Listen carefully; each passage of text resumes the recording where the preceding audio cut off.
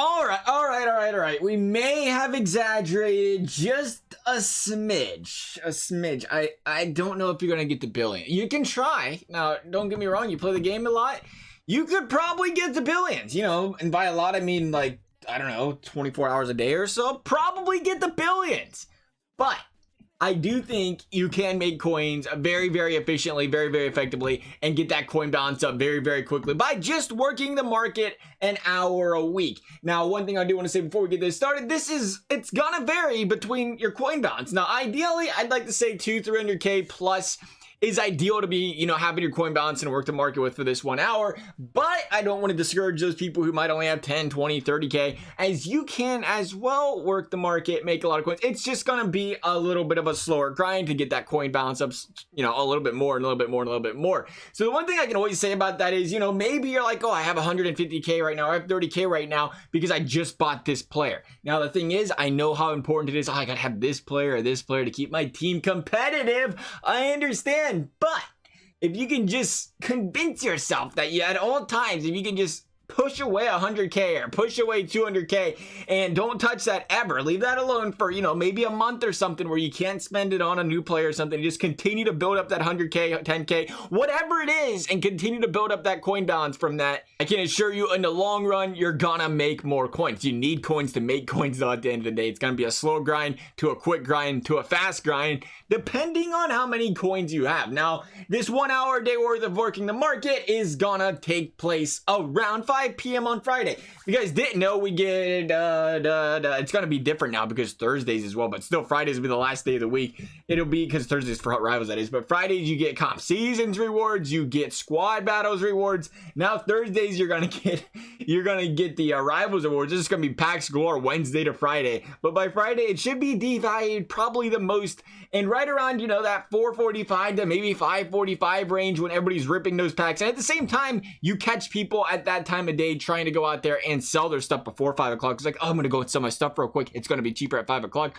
Well, if you catch too many people panic selling at that point in time, it was last week, I think I picked up an Ovechkin or something for like 42K before 5 o'clock. He wasn't that cheap the rest of the night or the rest of the day or period, you know, but at that point in time, you do catch panic sellers. But some of the stuff I want to talk about buying today, I know it was a very, very long intro and you probably done clicked off the video and he's like, forget this guy, he's just gonna keep gabbing about nothing.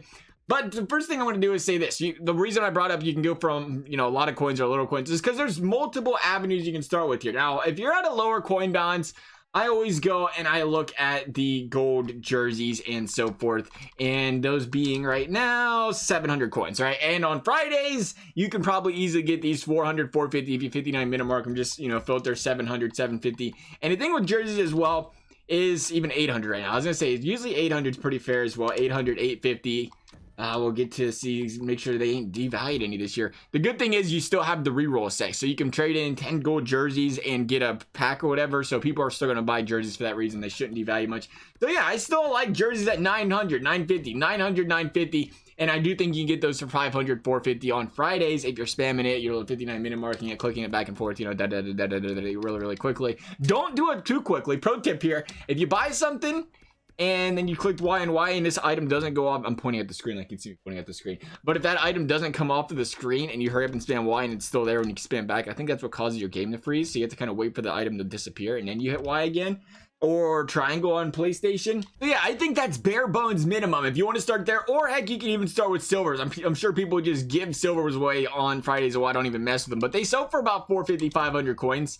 Right now they're at about 460. It looks like, I imagine that's probably the cheapest. Oh, that's 44, but usually you get about 450, 500 for them. Now, if you wait for the right time, but it's a slower grind. Maybe you can get them for 200 coins or something, but that's a really slow grind. But if you want to go that route, go that route. But more importantly, when you start to get that coin balance built up, there is multiple avenues to go down here, and I think it's important that you find your niche. I personally, I'm a players guy. I'm a gold players and a collectibles guy, but at the same time, you know, the bigger your coin balance gets, you can start looking at even at master set stuff that'll go up real cheap or something, know the price of things. But from just a basic understanding, we're talking an hour of working the market a day. We talk, we'll start with players, all right? 85, 86 range. I'll just bring up to 86, 87. It's kind of easy to do at this point in time. Here they are. Now, one thing I want to do say is this is going to change. The 85s are the same story. I can tell you every little thing to do perfectly right this second.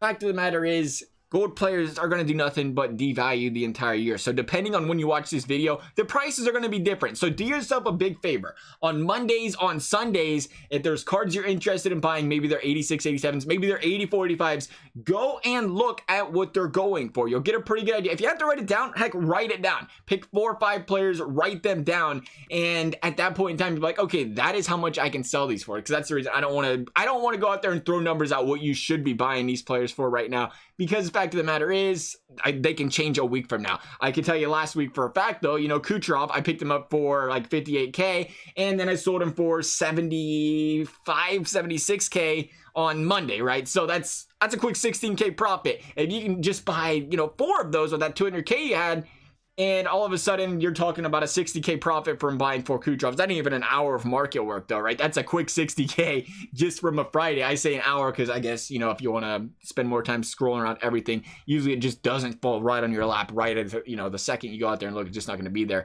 It'll take some 59-minute mark work for you there.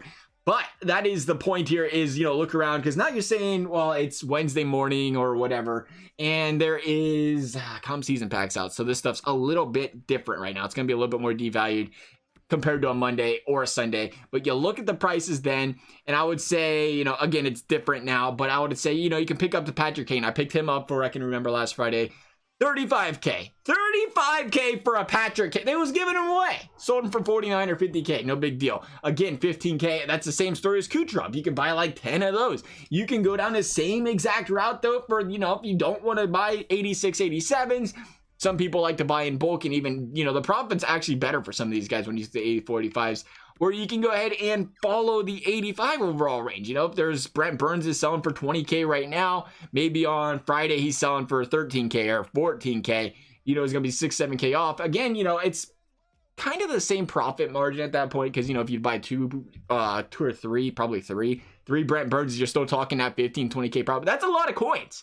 That's a good profit. You can't be upset about that. The one thing I do say is, you know, we're talking billions in an hour. I say an hour, but it's an hour of work a day. You're not going to wake up with 1 million coins. Well, you can if you have a lot of coins laying around. But you're not just going to wake up one day and have 1 million coins in your balance. You're going to have, it's going to take a consistency thing. But I do think it's important as somebody that, you know, is kind of lazy sometimes with HUT is... It's an hour a week. I'm not saying it's going to make you a bazillionaire instantly, but I'm saying it's going to really, really be something you should always consider doing because it's an hour and, like I just said, 60K, 100K. You do that every week, 400K, and that's just casually doing it. I'm just telling somebody that, you know, a lot of people are like, I don't want to mess with work in the market. It's no fun. It's boring. But like that's why I bring up the hour. You casually do it. You buy the cards. Heck, list them for 3 days. The second you get it and put it up for the price you remember writing down for, and go ahead and continue on, you know, and you're done for the week. And you may have made 100K, or again, if you're at the smaller balance, it's going to be a lot more, or a little bit lower, I should say. But that's the reason I think it's so important. You got to do it. You got to do it whether you want to do it or not. If you want the coins, I think that's the way you go about things. I'm sure you can grind the game. You can hope for good pack pulls, but there's nothing quicker. There's nothing quicker than efficiently wasting your coins on cards on the market. I shouldn't say wasting. But the other thing, and it's very popular, is collectibles. Now we're looking at collectibles. I can say pretty confidently, because I've sold quite a few of them here this week already, is that 55K. 54, 55K, you can get gold and icons collectibles to sell for pretty commonly. You just got to be a little bit patient. And again, these are things come Fridays.